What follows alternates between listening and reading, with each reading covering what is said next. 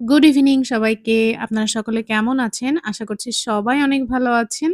আমরা ভালো আছি, তবে সবার একটু ঠান্ডা লেগেছে। বাচ্চা দুটোর কাশি এবং নাক বন্ধ। তারা ঝাল কিছু খেতে চাচ্ছিল। স্যুপ বানিয়ে দিলে ভালো হতো, কিন্তু আমার বাসাতে কর্নফ্লাওয়ার শেষ হয়ে গিয়েছে, সেজন্য স্যুপ বানানোর রিস্ক নিচ্ছি না। মাঝে মধ্যে ২-১ টা ইনস্ট্যান্ট প্যাকেটের স্যুপ থাকে, বাট সেটাও শেষ হয়ে গিয়েছে, নেই।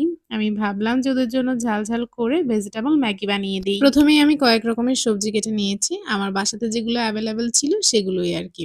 গাজর, পাতাকপি আর হচ্ছে সিম। আচ্ছা, এবার একটা কড়াইতে তেল দিয়ে পেঁয়াজ, রসুন, কাঁচামরিচ কুচি দিয়ে একটু ভেজে নিয়েছি। তারপরে কেটে রাখা সবজিগুলোকে দিয়ে স্বাদ মতো লবণ, গোলমরিচ গুঁড়া, চিলি ফ্লেক্স, তিল, এরপরে দিয়েছি ম্যাগি মসলা, ২ প্যাকেটের মসলা। আজকে ৪ প্যাকেট রান্না করব।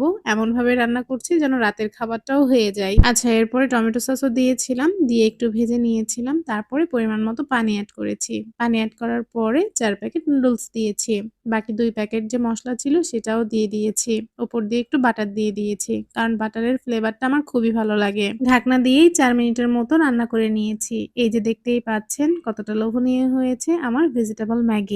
খাওয়ার সময় মনে হচ্ছিল আরো একটু ঝাল হলে বেশ ভালো লাগতো।